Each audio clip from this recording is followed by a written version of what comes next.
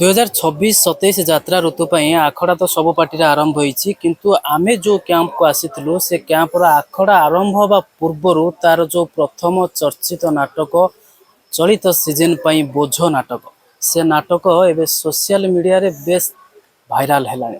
କାହିଁକିନା ଆଖଡ଼ା ମାତ୍ର ଆମେ ଯାହା ଖବର ନେଇଥିଲୁ 4ରୁ 5ଟି ସିନ୍ ମଧ୍ୟ ସରିସାରିଛି, କିନ୍ତୁ ନାଟକକୁ ନେଇ ଏବେ ଢେର ଚର୍ଚ୍ଚା। ଡକ୍ଟର ଦୀପକ ଜେନାଙ୍କର ରଚନାରେ ନାଟକ ବୋଝକୁ ନେଇକି ଆମେ ଆଲୋଚନା କରିବା। ଆଲୋଚନାରେ ଆମ ସହିତ ଅଛନ୍ତି ଚଳିତ ବର୍ଷର ହାଇ ବିଗ୍ ବଜେଟ୍ ନୂତନ ଯାତ୍ରା ଅନୁଷ୍ଠାନର ପ୍ରଯୋଜିକା ଅଛନ୍ତି ପୂଜାରାଣୀ ସାହୁ, ତାଙ୍କ ସହିତ କଥା ହେବା। ମ୍ୟାଡ଼ାମ୍, ଆପଣଙ୍କୁ ସ୍ୱାଗତ କରୁଛି ଡିଏନ୍କେ ଲାଇଭ୍କୁ।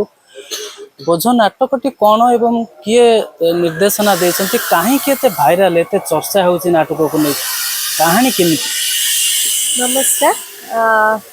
तो आमर आपण मैंने तो टीजर देखी थे समस्ते बोझर तो यहाँ ऑलरेडी माने लोकों मन को छुई एबे पर्यंत आम सब पॉजिटिव रेस्पॉन्स तार पाई आसुचु। तो आशा करूँ आम तार प्री प्रिपरेशन तो आगुरी माने चालू रखी एबे आखड़ा शाला भी आर्टिस्ट राइटर डायरेक्टर मैंने समस्त फोकस ए नाटक उपर अच्छे एबे।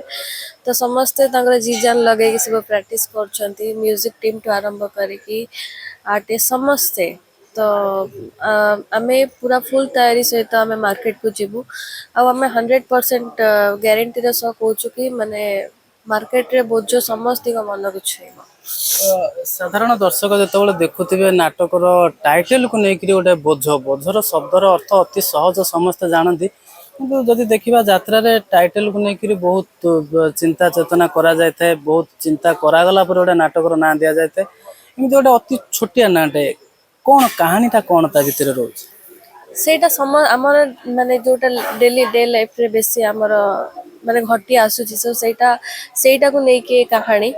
तो बोझ टाइटल आमर डॉक्टर दीपक जेना जेहेतु से सब बड़ा यूनिक ना दे आछंती, तो सी ही रखिथिले।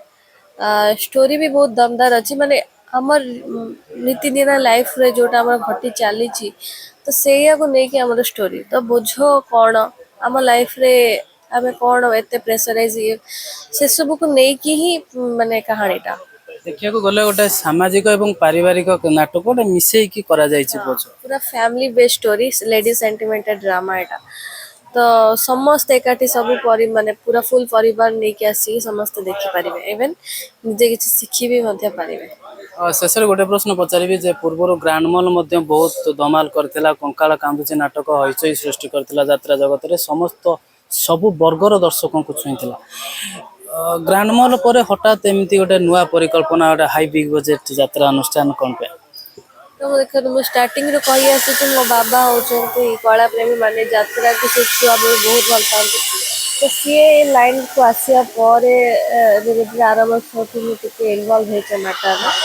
अदरवाइज मोर पूर्व एत भी किसी नॉलेज नाला लास्ट ईयर ठार सहित सब आउ समय माने ये सब लाइन रे आसिक बाबा ये लाइन अच्छा इंटरेस्ट सब बड़ वीकनेस तांकर इच्छा से आ गोटे ये जो माहेश्वरी वर्तमान जो टीम अच्छा बछा बछा कलाकार अच्छा टे दर्शकों को कहे, कारण जो कमिटी मैंने चाहूे माहेश्वरी को कॉल करने से जानवा दरकार टीम रे आपण क्या रख आम टीम रे अपन तो समस्त स्टारकास्ट देखी थे एंड से कलाकार को आपण माने बहुत जानी समस्त नामी नामी कलाकार। तो ना होती डॉली भैया, मुन्ना, नमिता, दया भाई, जयजीत, सोफिया, तापर सत्य, तापर रमाकांत, ये मैंने समस्त आम टीम अच्छे। निश्चित भाव में एक फैमिली एवं सेंटिमेंटल ड्रामा एवं सामाजिक कहानी किए कहा बोझ होची, कहीं बोझ होची, बोझर परिमाणटा केते रोचे सबू तो आप नाटक देखिले जानीपारे।